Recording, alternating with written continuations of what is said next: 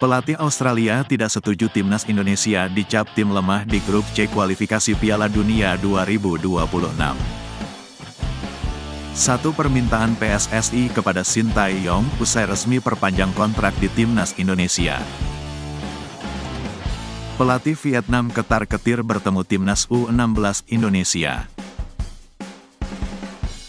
Lawan timnas Indonesia dianggap laga hidup mati. Media China, kalau tak ada pemain naturalisasi mah gampang. Simak info selengkapnya hanya di Bolala News.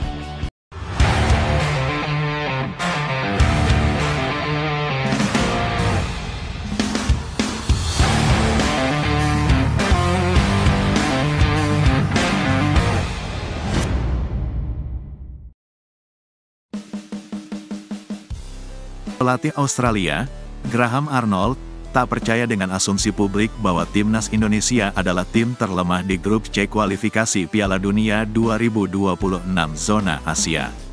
Menurutnya, semua tim yang sudah sampai pada tahap ini adalah yang terbaik. Undian putaran ketiga kualifikasi Piala Dunia 2026 sudah dilakukan. Undian itu dilakukan di markas AFC yang terletak di Kuala Lumpur, Malaysia. Kamis timnas Indonesia ada di grup C. Di sana ada pula tim-tim kuat lain seperti timnas Australia, timnas Jepang, timnas Arab Saudi, dan timnas Bahrain. Timnas Australia menargetkan lolos ke Piala Dunia 2026. Tim berjulukan Soceros itu baru saja diundi masuk grup C putaran ketiga kualifikasi Piala Dunia 2026 zona Asia. Graham Arnold sedikit terkejut ketika ditanya wartawan apakah timnas Indonesia jadi lawan termudah dan tim terlemah di grup C. Ia menegaskan tak ada laga gampang di putaran ketiga kualifikasi Piala Dunia 2026 zona Asia. Graham bahkan menuturkan timnas Indonesia bakal jadi tantangan tersendiri. Dukungan supporter fanatis merah putih diakuinya akan menyulitkan.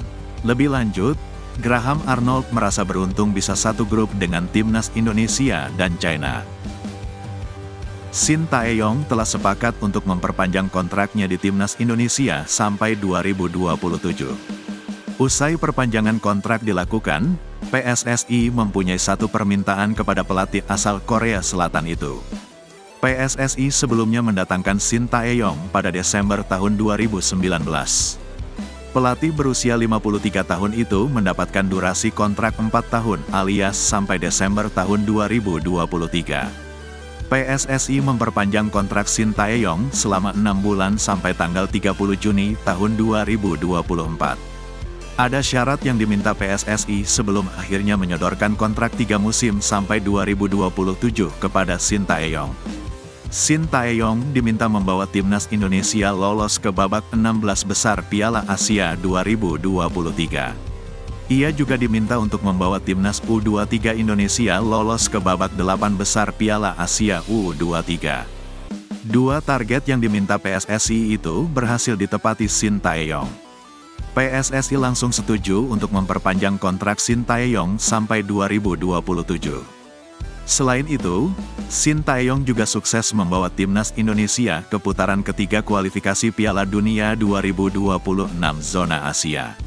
Shin Tae-yong juga mampu membuat timnas U23 Indonesia bersaing dan hampir melaju ke Olimpiade 2024 Paris. Seiring berjalannya waktu banyak problem yang terasa sebelum akhirnya Shin Tae-yong setuju memperpanjang masa baktinya. PSSI sudah mengirimkan draft kontrak final kepada Shin Tae-yong. Namun, Shin Tae-yong belum juga melakukan tanda tangan kontrak. Alasannya karena Shin Tae-yong masih sakit dan sedang berada di Korea Selatan. Hingga akhirnya Shin Tae-yong setuju untuk setia bersama timnas Indonesia.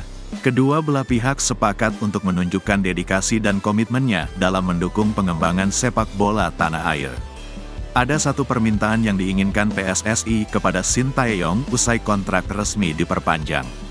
PSSI menginginkan Shin Tae-yong bisa membawa timnas Indonesia lebih baik lagi ke depan. Pelatih Vietnam Tran Minh Chien menebar Saiwar kepada Indonesia seturut prospek bertemu di final ASEAN Cup U16 2024. Timnas U16 Vietnam memastikan diri lolos ke babak semifinal Piala AFF U16 di Stadion Manahan. Pada Jumat sore, pasukan Golden Star melumat Myanmar dengan skor telak 5-1. 5 gol tersebut dicetak Nguyen Tai Hoa, Bui Dui Dang, Nguyen Tai Hie, dan Nguyen Viet Long. Hasil itu membuat Vietnam memuncaki grup B dengan 7 poin, unggul produktivitas gol atas Kamboja. Dalam kondisi sekarang, Kamboja lolos sebagai runner-up terbaik dan berjumpa Indonesia. Vietnam harus melalui jalan lebih berat dengan berjumpa juara grup C, yang diperebutkan Thailand dan Australia. Skenario itu bisa berubah. Andai runner-up terbaik dicaplo utusan grup C, satu hal yang pasti, Vietnam hanya punya satu kemungkinan untuk bertemu Indonesia, yaitu pada babak final. Hal itu akan mengulangi laga final 2 tahun silam, saat Indonesia mengalahkan Vietnam dengan skor 2-0 di Stadion Maguwo Harjo. Drawing atau pengundian grup putaran ketiga kualifikasi Piala Dunia 2026 zona Asia telah dilakukan. Hasilnya, grup A ditempati oleh Iran, Qatar, Uzbekistan, Uni Emirat Arab, Kirgistan, dan Korea Utara. Timnas Korea Selatan ada di grup B bersama Irak, Yordania, Oman, Palestina, dan Kuwait. Sementara itu, Timnas Indonesia tergabung di grup C bersama Jepang, Australia, Arab Saudi, Bahrain, dan China. Berdasarkan analisis yang dilakukan, salah satu media China, 163.com, menilai bahwa kunci keberhasilan tim nasionalnya yaitu pada 5 pertandingan pertama nanti. Timnas China dijadwalkan berhadapan dengan Jepang, Arab Saudi, dan Australia dalam 3 laga awal.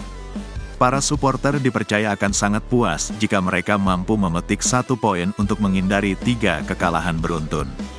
Kemudian di laga keempat, China bakal berhadapan dengan Timnas Indonesia di kandang sendiri. Duel kedua tim dijadwalkan berlangsung pada tanggal 15 Oktober tahun 2024. Menurut laporan media tersebut, Timnas Indonesia saat ini bukan lawan yang mudah untuk dikalahkan. Apalagi tim besutan Shin Tae-yong telah diperkuat oleh sejumlah pemain keturunan yang dinaturalisasi. Bahkan laporan menyebut bahwa duel melawan Timnas Indonesia adalah laga hidup mati bagi China. Jika tim nasional sepak bola tidak bisa mengalahkan Indonesia di kandang sendiri, maka akan sangat sulit untuk melaju ke babak selanjutnya sebagai peringkat keempat grup, tulis 163 dalam laporannya. Tim Indonesia sudah mempunyai banyak pemain naturalisasi yang bisa membantu, dan kekuatan mereka secara keseluruhan tidak bisa dianggap remeh. Seandainya tim Indonesia belum pernah dinaturalisasi, timnas kita bisa dengan mudah mencetak poin di kandang sendiri. Lebih lanjut, media tersebut berharap para pemain China mampu menunjukkan semangat juang yang tinggi menghadapi skuad Garuda yang berisikan banyak pemain naturalisasi. Pada saat yang sama, Asosiasi Sepak Bola China juga diharapkan dapat memanfaatkan waktu dengan mencari pemain naturalisasi baru untuk timnas China. Di antara pemain yang jadi incaran, Serginho dan Oscar dari Changzhou Lions adalah yang paling mungkin dinaturalisasi oleh Asosiasi Sepak Bola China. Namun, Serginho kemungkinan baru bisa mewakili tim nasional sepak bola pada Januari tahun depan dan Oscar bisa dinaturalisasi selama kondisinya tepat. Selain itu, Oscar membutuhkan biaya naturalisasi lebih dari 10 juta sebelum ia bersedia bermain untuk timnas China. Hal ini membuat Asosiasi Sepak Bola China sangat tidak puas. Mereka percaya bahwa kekuatan Oscar tidak lebih dari 10 juta, sehingga lebih baik menggunakan atau mempromosikan pemain muda lokal. Sekian news flash kali ini, nantikan berita selanjutnya, salam olahraga.